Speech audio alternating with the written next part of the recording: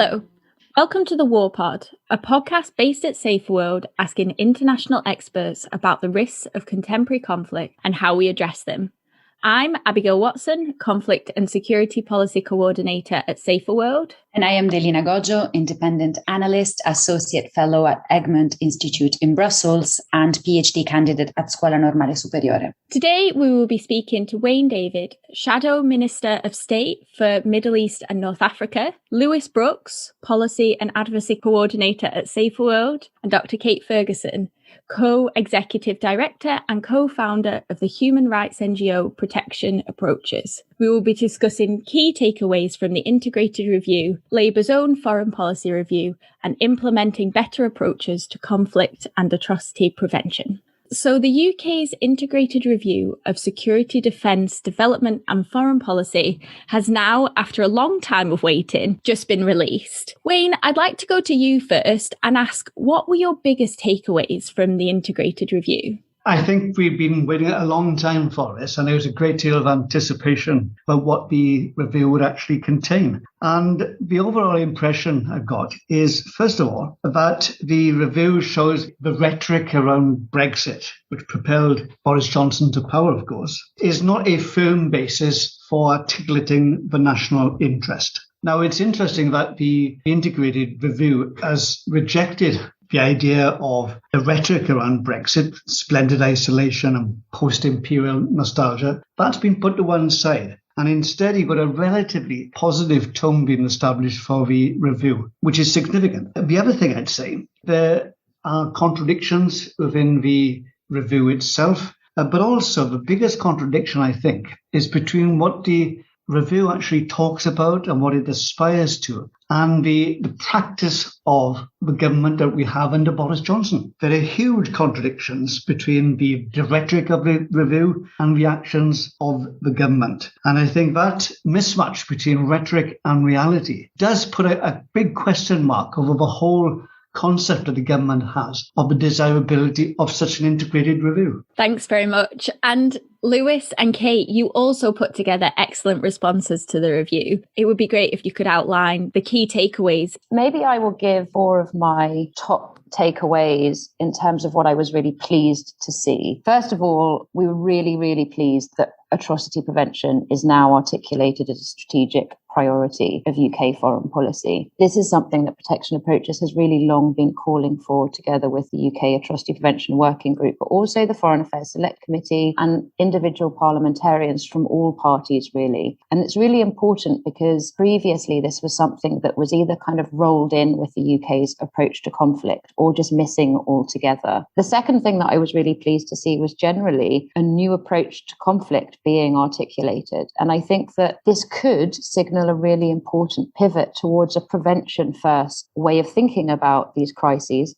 rather than an over-reliance on simply firefighting and a humanitarian-only strategy. And just to say a little bit more what I mean about this new approach to conflict is that, as set out in this integrated review, it now places a greater emphasis in UK policy on marginalisation, grievances, and criminal economies as propellants of both conflict and atrocities. And again, this is something that I and many others have been arguing for ages was really critical, but often lacking, both on the FCO and DFID sides, actually, because neither armed conflict nor genocide are caused by poverty. They stem from human rights deficits and from structural inequalities and from discrimination. And so this new approach potentially could bridge gaps that have for a very long time hampered UK contributions to conflict prevention, resolution and approaching modern atrocities. And there's also a commitment to prioritise political approaches to conflict resolution. We don't really know quite what that will mean yet, but that's a really good sign. There's also a commitment to a whole of society approach to building resilience.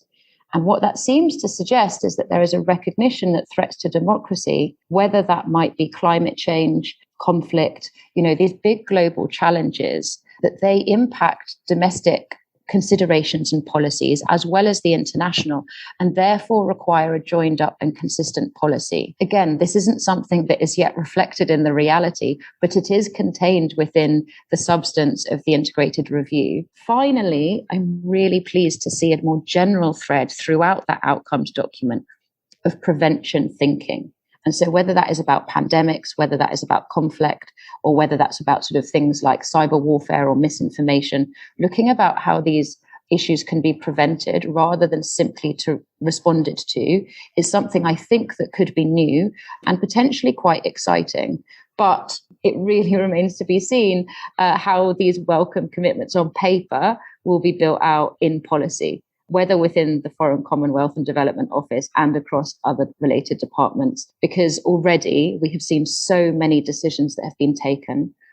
Just one example are the cuts to overseas development assistance, and particularly cuts to conflict and atrocity-afflicted states, where it's so far becoming increasingly difficult to see how these strong new promises of a new approach are being backed up by actions. I think from my side, there's a big gap between some of the more positive aspects of that strategic framework in the review and that framework which brings a whole range of new issues that kind of into the fore, into the realm of strategic objectives, which is really positive. But there's some gaps between those and the reality of UK policy. So to pick two, and Kate touched on one of them already. So one of them is around that new conflict approach and setting an objective in that framework of reducing the frequency and intensity of conflict.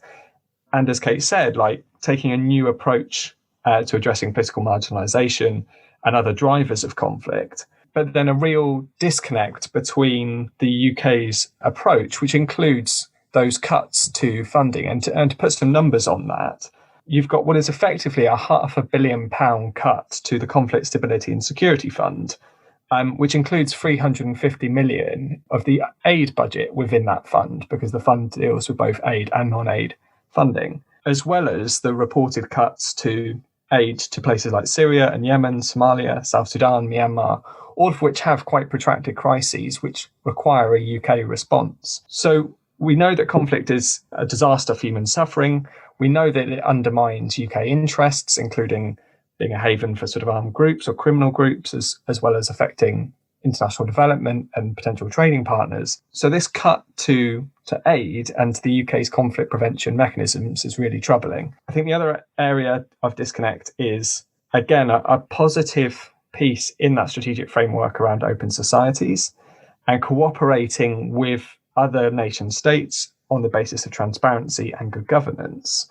Yet at the same time, the UK has a range of partnerships where it supplies security assistance to increase the coercive capabilities of some quite authoritarian states. So, for example, in 2020 alone, there was over £1.3 billion worth of bombs and missiles transferred to Saudi Arabia, despite the destruction that those types of weapons are already causing in Yemen. Another example would be increasing defence and counter-terror cooperation with regimes like Egypt, including joint military exercises, including increased visits of military and intelligence officials. And yet at the same time, Egypt is using counter-terrorism as a justification for detaining human rights advocates and for journalists. And so there's a disconnect there between our objective of open societies and the practice of what the UK is actually doing. Two other quick issues that were missing from the integrated review, one of which was a gender lens. So seeking to understand how different people experience insecurity differently, be that overseas or in the UK itself. And secondly, despite an annex in the integrated review that sets out its approach to consultation, there's no evidence that it actually engaged with organisations overseas, civil society, that are working to address some of those challenges. Human rights organisations I've already mentioned, but also peace builders, women's organisations, youth activists, those that are helping to bring sustainable solutions to those kind of challenges. So I think those were two other missing points. One of the things that comes up a lot from all of you is this idea that there is a gap between rhetoric and reality of implementation. What do you think needs to change to address this gap? I think the success of the new approach to modern atrocities and conflict will really depend on political leadership at the ministerial level and within the civil service. We'll need to see the development of clear-eyed sub-strategies and the extent to which this understanding of what atrocity prevention means and is, of grievances and of marginalisation, how that can be embedded across Her Majesty's government. We've seen in recent months debates around the Overseas Operations Bill, the Genocide Amendment, UK arms sales, so much of what Lewis just set out. The UK urgently needs a cross-cutting strategy on human rights, atrocity prevention and conflict, and not just within the Foreign, Commonwealth and Development Office, but a whole of government strategy in order to address the inconsistencies that simply persist in UK policy. Within the integrated review, there is potentially set out some ways in which this actually can be done. This promise of a new approach to conflict will in part be down to the new conflict centre that is promised. And the integrated review says this new centre will draw on expertise from across government, that it will harness the breadth of conflict and stability capabilities, and it will work with partners to improve preventing, managing and resolving conflict. And this sounds great, but of course we're a long way off from that right now. And so within that conflict centre, we're going to want to see fully integrated architecture that houses this new atrocity prevention systems and capabilities and gives space for that political leadership and coordinates that work beyond the conflict core and the conflict centre and across government. We're going to need this new approach to both conflict and atrocities to be joined up with the already related, sometimes overlapping, but often disconnected agendas like women, peace and security, protection of civilians, human rights, peace building, peacekeeping, counterterrorism, organised crime, and so on. And then related to this, as Lewis hinted, is the creation of an Open Societies Directorate. And this will also sit within the FCDO and must be, an additional forum where this new commitment to address grievances, marginalisation, atrocities should be embedded. Because unfortunately, I think that if this new emphasis on drivers of modern violence and of atrocities does not sit across both the conflict centre and open societies, the FCDO will simply risk replicating those cracks that existed between both DFID and FCO, and between which the implementation of atrocity prevention and most human rights work very, very often fell. Very quickly, there's a third component where there is a potential for promise here, which is the promise in the integrated review to set out a cross-government situation centre within Cabinet Office intended to anticipate and respond to crises.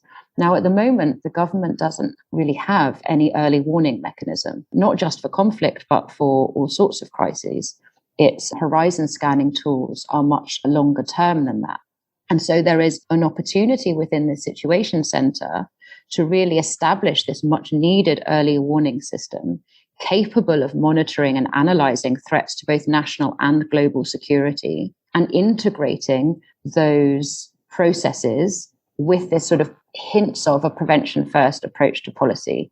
But all of that takes really bold thinking. It takes clear vision. It takes political leadership, and it takes substantial changes in both staffing and structure. And whether that is what will be followed through, of course, really remains to be seen. What do you make of this, Wayne? Do you agree? By and large, I think Kate has made a number of very, very good points. I would just take a step back momentarily to look at the genesis of this whole review, because at the very time the government was talking the talk about the importance of this integrated review and it beginning to undertake its work, we saw two government decisions of quite staggering importance. The first was to take the Department for Development and to merge it and to downgrade it effectively into the Foreign Commonwealth Office. The other decision was with regard to the armed forces, to actually introduce changes to the armed forces which are quite fundamental and are bringing about a reorientation of Britain's defence capability with a reduction of the army in particular and an emphasis on new innovative means of defence. Now, those two developments were taking place, in a sense, before the integrated review. So it is very much putting the cart before the horse. And that underlines how it's very, very easy for the government to talk a good talk in terms of the integrated review and the things which need to be done in government to have an holistic approach to a whole range of different problems. But the reality is that even as the integrated review was being thought about and written, the nature of government was still continuing despite that. And that is the big difficulty which I think we face now and in the future. We'll still have the departmentalization of government taking place with often quite separate and distinct policies in each government department. Yet you've got an integrated review, which is supposed to pull everything together. And my big concern is that'll be placed on the shelf, gathering dust and forgotten about. So the huge challenge for the government, really, despite the differences we might have about different policies, is a conceptual problem of how do you translate that strategic approach which integrated review represents and is welcome in principle with the realities and the day-to-day nature of government as it exists. And that is the huge problem which Boris Johnson will face. If you look at the issue of arms control, for example, the government says in the integrated review that Britain needs to take a leading role in multilateral nuclear disarmament, for example. But the report then goes on to say that there should be an increase in the number of nuclear warheads which Britain possesses. No justification or explanation for that is given. It is simply there as an desirable objective. And yet there's a clear contradiction, and most commentators internationally and right across the political spectrum would agree that there's a huge contradiction here between saying that you want to take a lead internationally in reducing nuclear weapons, but then at the same time taking measures which actually undermine that process. So there's an internal contradiction in the review, but also if you look at the whole issue of international law, which is quite fundamental, the report does consistently, in this case, argue for a strong adherence to international law and Britain being seen as the champion of international law. But the reality is that the government is increasingly prepared to play fast and loose with international law. We saw it as far as Brexit is concerned. We've seen it as far as the Chagos Islands is concerned. When the government, Boris Johnson in particular, issued a statement saying quite clearly that the International Court of Justice was wrong in its decision to conduct an investigation into alleged human rights abuses in the West Bank by Israel and attempt to undermine, not just question, but actually undermine the independence of the court by having this very crude political intervention. So that's just two examples, really, of how the government, despite having just published the integrated review, is still enmeshed in internal contradictions in review itself and the contradiction between what they're doing in practice and what the review says the government ought to be doing. I would agree with a lot of what Wayne and Kate has said. I think for me, the next step for the review is around implementation and to see how that's done. So I think one of the key things is pulling together those different threads of the strategic framework and ensuring that they are coherent in the different strategies that the government will bring together for specific regions or for engaging in different countries, and ensure that they're reconciled. And I think, I've talked a bit about arms sales to Saudi Arabia already as one area where clearly there needs to be a reconciliation, and that means ending arms sales that are at risk of being used in the war in Yemen. Look, there are going to be some unavoidable tensions, and it may be that the UK requires some relationship with a country like Saudi Arabia, for example, on issues like intelligence sharing. But then the UK needs to set out quite clearly how it's going to ensure that any of those types of activities don't undermine other parts of its strategic framework, particularly conflict prevention, particularly support to open societies. I think another key issue is about setting out what the government's new approach to conflict is in a bit more detail. How does it bring the different diplomatic, development and defence tools together and make them work together and, again, not contradict each other? That's quite crucial for also the issue of departmentalisation that Wayne touched on. The UK needs to be careful not to throw the baby out with the bathwater on this, and it doesn't necessarily need to start from scratch, because you've had a range of strategies on issues of stability and conflict in the past, the most recent of which would be the Building Stability Framework from DFID, which had quite a good framework for engaging UK aid in conflict-affected countries in order to make a contribution to stability. And so I think any new conflict prevention strategy can probably start with that as a basis, but also needs to update with new thinking from the integrated review and the new departmental setup that Wayne alluded to with the merger of DFID and the Foreign Office. And then finally, I think it needs to rebalance the tools in its toolkit. And I think, again, I come back to this issue of cuts. They clearly need to be reversed. And that's clearly something that not only have NGOs called for, but politicians across opposition parties and a number of Conservative MPs as well, including the chair of the Defence Committee who was on your podcast last month. So I think that's absolutely key. You can then have a conversation about how to spend aid more effectively. And I think, we would ask questions like, how much are you spending on peace building?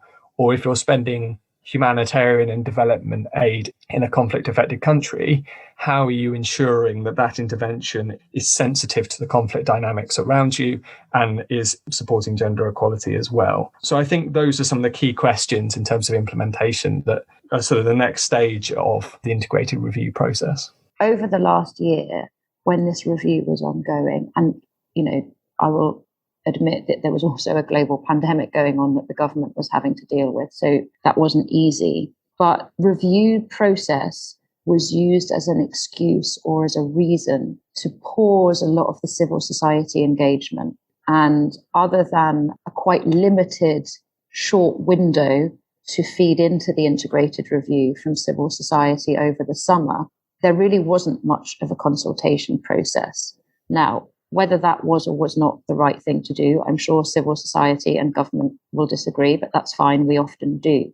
Now that the integrated review is out and all of the things that we're talking about today and many other things need to be shaken out and built out, I really do think it is time that civil society organizations, and we're talking about conflict today, so networks that work on protection of civilians, on atrocity prevention, on conflict prevention, that have vast expertise and insights that could be of benefit, as many of these contradictions and these practicalities are going to be worked out, must play a part in that conversation. It's been unfortunate that it hasn't happened until now, but surely now we have a kind of framework that we can engage with collaboratively, even if sometimes that is of critical friends, I think surely is now crucial. It's important, and I say this as an opposition spokesman, to recognize that there are positive things involved in this process, but also negative things which should have been done better. And one of those is indeed engagement and the participation of a whole raft of different civil organizations and academics as well, and people who've got particular areas of expertise which can be helpful. That attempt to bring people together and have a proper integrated conversation then was missed, and it's something which we must note. And something that was also important, I think, especially as the document talks about global Britain, there hasn't been any real attempt to ascertain what the views of our allies and like-minded governments throughout the world are on this. And I say one of the key themes has got to be, how does Britain work with other countries and other nations throughout the world? Yet, in order to do that effectively, we need to have some sort of idea of what those other countries believe in and what their priorities are as well, and make sure there's an international integration as well as simply an articulation of national interest. Yeah, I think they're all really good points. And I would also just add to your point, Wayne, who within the countries are we speaking to? There's a nice section at the end of the integrated review where it says an impressive number of people spoken to during the process of the integrated review. But I would like to know who those people are and how many of them are, for instance, from conflict-affected countries and contexts who, like you've already noted, have an important role to play in finding sustainable solutions to instability all over the world. And I also think that the concerns and recommendations raised so far will have an important part to play in another review that's going on at the moment as well. Wayne, Labour is currently undertaking a fundamental and cross-team review of all aspects of its approach to international affairs. Can you tell us a bit about it and the sorts of areas it will cover? We genuinely want to have a real discussion and debate and dialogue of a whole raft of individuals and organisations in Britain and across the globe.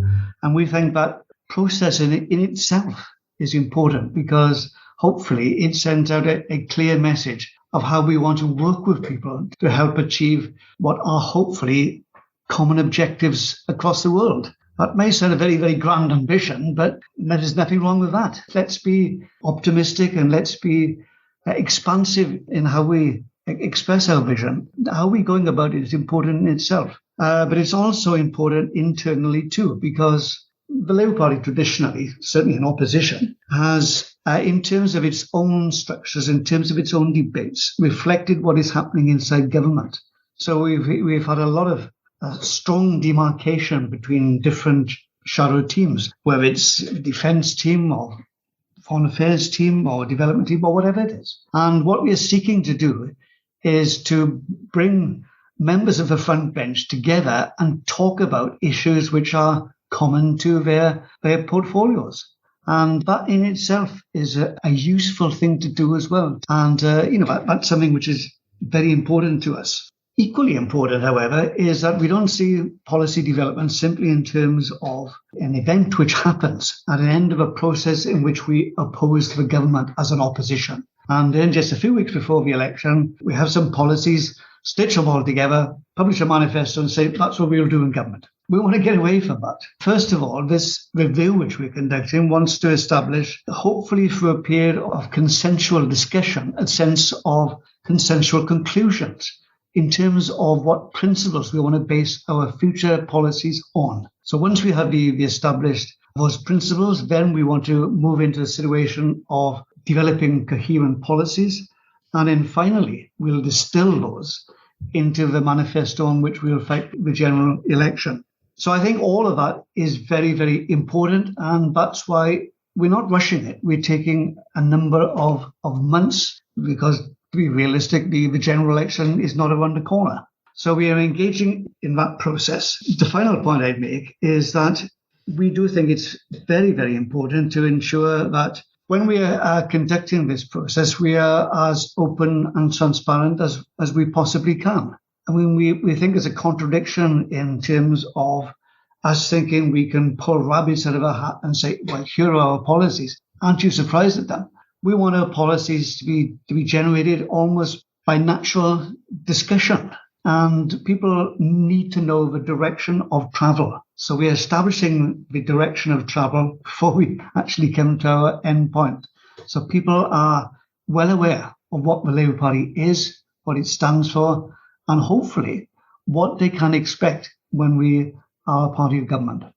So then what would you expect to achieve, and how does this change hope to fill in some of the gaps already identified in the integrated review, Wayne? There are areas which need to be elaborated upon and discussed more widely. And I would just give two instances where I think there's scope for a much more detailed and in-depth discussion. The first is with regard to what our future relationship with Europe is going to be. I think everybody, certainly in the Labour Party, recognises that Brexit has happened. The issue of whether or not Britain can or should rejoin the European issue is irrelevant. Britain is outside of the EU, full stop. But what is extremely important is that we do have some kind of positive relationship with our nearest neighbours.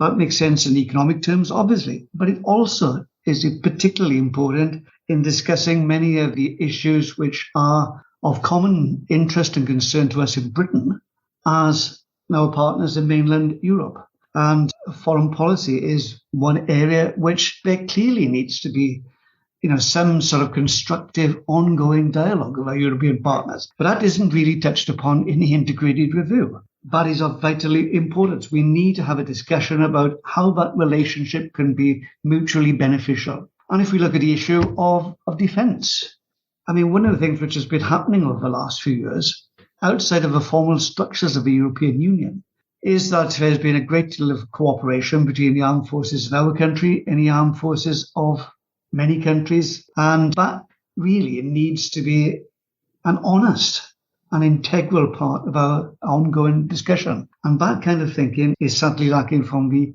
the integrated review. I could cite many other things which are just touched upon and not developed sufficiently. But an area which strikes me as being very noticeably scant is the references to the Middle East. I'm particularly concerned as the shadow minister for the Middle East and North Africa. There's very little reference to not only what is happening in the Middle East, but what may happen there in the future, because one of the big issues is the declining importance of oil. And many of the Arab states are financed, of course, by oil revenues.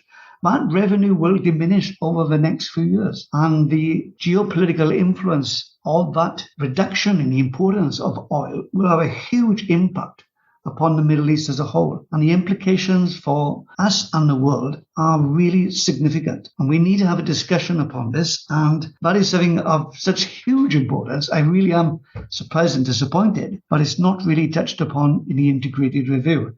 So there's just two examples of big issues which we really need to have a good discussion about. And the country needs to move towards an appreciation that these are big issues which Britain needs to have clear positions and strategies on. I am glad you mentioned the EU and European member states, especially with regard to defense. I'm sitting in Brussels and we keep talking about this here. So I'm glad you make reference to this. Yeah, thank you very much. I feel like we need a whole new podcast to discuss that. We'll have to get you back on. Just before we finish, I'd like to turn to Kate and Lewis. Reflecting on what you've already said on the integrated review, how can Labour's review better reflect the areas that you work on and some of the issues that you laid out in the case of the integrated review? It starts with the process and who you talk to. And I think, Labour have already put out a call for their evidence submissions, but I think there's a gap the integrated review had, which Labour can do differently. And that, as I said, is about engaging with civil society and organisations overseas and not just thinking of alliances in terms of states and not just thinking of global solutions to things like climate change or rising authoritarianism or conflict in terms of states. And so, I'd point to some brilliant Yemeni think tanks who work on things like dialogue within Yemen. I would point to some of the Indian and Pakistani organizations that we have worked with that address Indo-Pakistan relations. There's some really great examples of people driving these kinds of solutions. I think women's rights organisations are another key area, and I mentioned that the gender lens was missing from the integrated review. And I think if you do that, you understand how those different challenges are understood slightly differently in other parts of the world. You understand how people's experience of security is different in other parts of the world. And you see how perhaps some of our partners are seen differently. So, for example, in a country like Mali, where the UK has provided security assistance and training to Malian security forces in the past and now has British troops deployed in the peacekeeping mission. And yet Malian forces are themselves responsible for huge numbers of human rights abuses. And by talking to Malian organisations, you get a better understanding of that environment. And I think particularly this is relevant this year as we look at the 20th anniversary of 9/11 and the start of the war on terror. And I think it opens up a door to understand how the UK's own actions can undermine others' security and can potentially feed more instability. I'd point to the number of casualties, something like 500,000 casualties in Iraq, Afghanistan and Pakistan alone. Half of those were civilian casualties. As just one example, I think we could also point to countries like Egypt, where, as I said earlier, the war on terror is used as a pretext for detaining human rights advocates. And so I think if you have that rounded assessment drawn from talking to those kinds of people and organisations, then your approaches and your narrative on those kinds of challenges, on conflict, on security and global security, will be more holistic, and you can start to deconflict some of those different objectives, like supporting open societies, like supporting conflict resolution, which both the integrated review and previous strategic defence and security reviews have said are pretty key for UK interests. So I think by starting with that global conversation, you get a greater appreciation of the differences of experience on security and where perhaps the UK might have got things wrong in the past.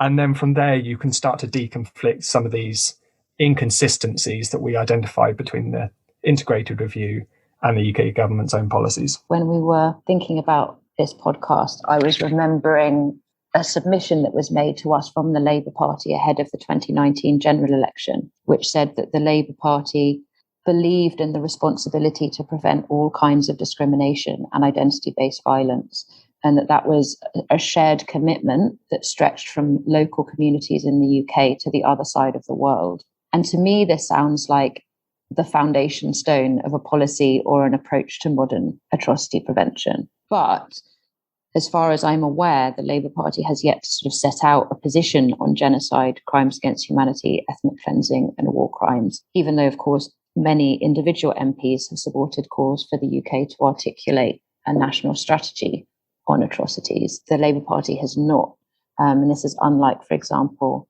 the Scottish National Party. Perhaps this inquiry holds the opportunity for the Labour Party to do this. It's great to hear from Wayne that Labour are looking to develop a more integrated and joined up approach to policy. And this is something I think that we're really moving towards, whether that is in civil society, whether that's in Parliament, whether that's government, and also in the Labour Party. And we've seen in recent debates in the House of Commons just the extent to which mass atrocities are a cross-cutting issue, perhaps even more so than armed conflict. A Labour policy on modern atrocities would necessarily need to involve trade policy, asylum and migration policy, climate policy, development, and so on. And so this inquiry, from my perspective, and the work that I and my colleagues do, is a really exciting opportunity to engage with the sort of new trends of modern atrocities and conflict. Because unfortunately, identity-based violence, polarization, division, mass atrocity crimes, they're becoming more common rather than less. In fact, atrocity crimes have been increasing year on year since 2012. Most refugees have left atrocity-afflicted states. And we know that as the impacts of climate change worsen, the threats to democracy gather momentum, we will see a kind of a sharper increase of this kind of violence. And so mass atrocities, and when we're talking about mass atrocities, it's widespread systematic violence against very often civilians, often based on perceptions of identity and violations of international law. They're coming to really define an era of global security or global insecurity. And it's critical that the Labour Party is sort of prepared to meet that threat, especially if Labour is going to win the next election. And so I hope that this review can allow the Labour Party to articulate policy positions on modern atrocities, in addition to conflict and conflict prevention, although I'm sure development of those policy areas would be welcomed also. But just to sort of demonstrate and underline the benefit of the Labour Party having clear positions on modern atrocities, that will assist the Labour Party and its MPs and its members to respond to the numerous specific crises that constituents in particular really care about.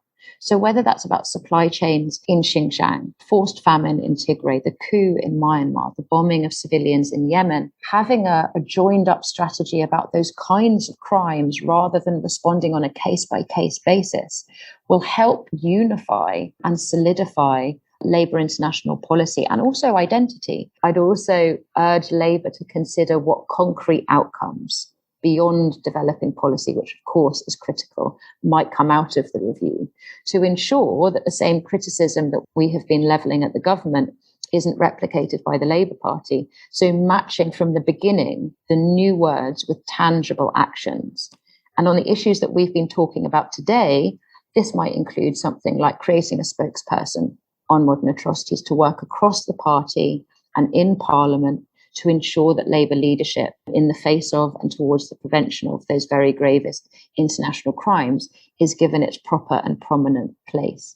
But it also might include something more creative, like undertaking training on atrocity prevention to ensure that there are always frontbench MPs and advisors who have the knowledge and confidence to really engage critically with issues that are very often seen to be knotty, complex, and potentially even seen as being politically risky issues, and help mitigate that. That's something we'll consider very, very carefully indeed, because I think one of the things that the current Shadow Foreign Affairs team has been doing is concentrating on the issue of atrocities in so many different parts of the world, which you've cited. And in Stephen Kinnock, for example, has very much taken the lead in terms of the persecution of the Uyghurs in China, what is happening in Myanmar. And we are very conscious, I'm particularly conscious of the situation in Yemen with regard to the atrocities which are being committed there.